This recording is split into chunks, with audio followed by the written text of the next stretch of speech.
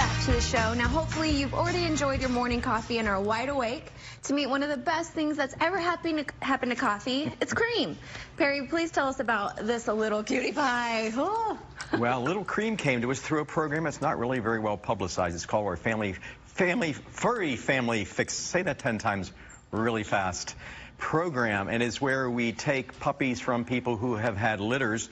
We spay and neuter them. And we also work with them to get either the mother and or the father taken care of too, so there'll be no more puppies. So that's how Little Cream came to us here.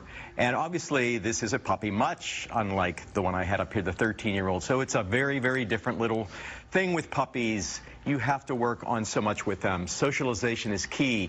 Get them in front of lots of children, lots of other animals, large men, small people, loud people, shy people, other animals, like I said, dogs. Keep socializing them. Of course, their shots have to be taken care of because their immune system isn't what a senior pet's is. So shots are very, very important. Training, they're probably a little too young at this point, but when they get to be that 6-month age, taken to a training class, more socialization and some structured training would be great for them. Little Cream here is very, very cute and is going to be the perfect puppy, but you're going to have to work at it. So again, you can go to our website and read about all the puppy tips we have. It's absolutely outstanding information. Oh my gosh, you are so right about that. Thank you, Perry. And is your pet at risk? Well, as you learned a couple weeks ago, our own president and CEO, Dr. Stephen Hansen, is one of the country's few veterinarians board certified by the American Board of Toxicology and the American Board of Veterinary Toxicology. We are so proud to have his expertise and passion guide us this Pet Poison Prevention Awareness Month. And here is a reminder about some of the common pet poisons and dangerous foods for your pets. Make sure to visit azhumane.org or aspca.org for more information on how to keep your pets safe. Now, everyone is going to be rabbit experts after this show. And Lisa, there's been a Bigfoot sighting right here in Phoenix. I can't believe it. This is a gigantic monster of a bunny. Look at it. It's 10 pounds. This is Bigfoot. Now you know why we named this stray bunny Bigfoot. So, yeah, I don't know what I would do if I came across him in a park, but somebody was able to scoop him up. As you can see, super hand tame, loves ear scratches. I think he would just lay here all for me to scratch his ears. But if you're thinking of adding a rabbit, Perry talked about doing your research. You know, he's a big guy, so he's going to need a big enclosure to keep him safe when you're not supervising him. But he's going to need room to stretch these big feet, because let me tell you, he's got some big old feet. So I would be remiss, and if I didn't talk about Easter coming up on April 21st. If you're thinking of getting a bunny or any pet as a matter for an Easter gift, please be mindful that you know your audience. Make sure you know, if you're a parent getting your kids a gift, that's great because you know you're going to be caring for that. But don't surprise people with gifts. We do have critter cards.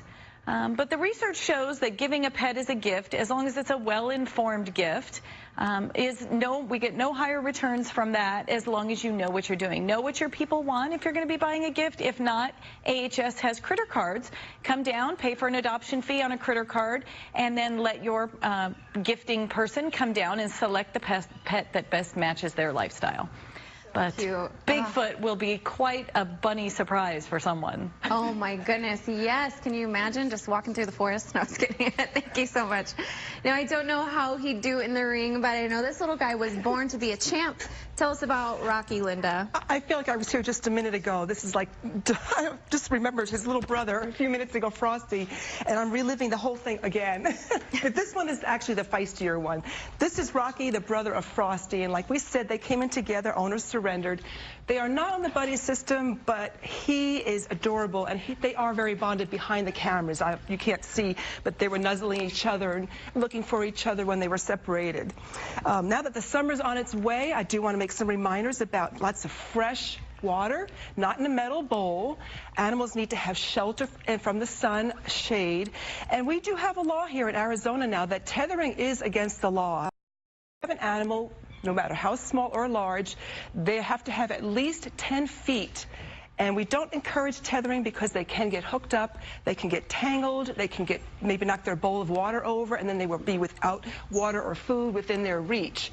So keep that in mind as the warmer temperatures are coming. We do want to see all these happy animals nice and hydrated this summer, no incidentals. Let's think about taking home Rocky and Frosty as a double team. Yes, definitely. Thank you so much. Now, I'm sure everyone has done their taxes already, but if not, then you can do a voluntary contribution via a checkoff box on your tax forms to help spay-neuter services in our community. When you fill out your form, write in the contribution of any amount on line 74, and then you can help us reduce the pet overpopulation here and also reduce shelter costs, reduce euthanasia of adoptable cats and dogs, and reduce dangers on roadways due to loose animals. And not sure what brand of luxury car is your dream car, but I'm sure it's going to be a Bentley soon, Perry. This is quite the purr, the big engine Bentley right here. Another pet that just was not being taken care of in the home it was in, so it had to be confiscated.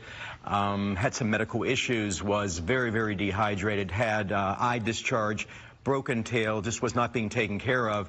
Came into our Second Chance Hospital, and I also noticed it had a lot of hair missing, discovered it had ringworm, which is a very, very contagious disease. So it went off to Foster Heroes Home, Schaub, where Schaub actually spent a couple months with little Bentley here, getting him back into shape to be adopted. You know, it costs a lot of money to do things like that, to treat illnesses, particularly in the Second Chance Animal Trauma Hospital. It's $1,000 per animal now to be putting them on our adoption floor. Next Tuesday is Arizona Gives Days, which is a day when Arizonans give to their local charities. We're really hoping that people think of the Arizona Humane Society. It is a great cause, and we really do need the money. We are not funded by any government agency. It's all private donations. Go to the website, azhumane.org/donate for Arizona Gives Day. Yes. Thank you, Perry. And don't change that channel. We met Cream earlier, and we'll meet her dynamic partner, Sugar. We'll introduce you to her right after the break.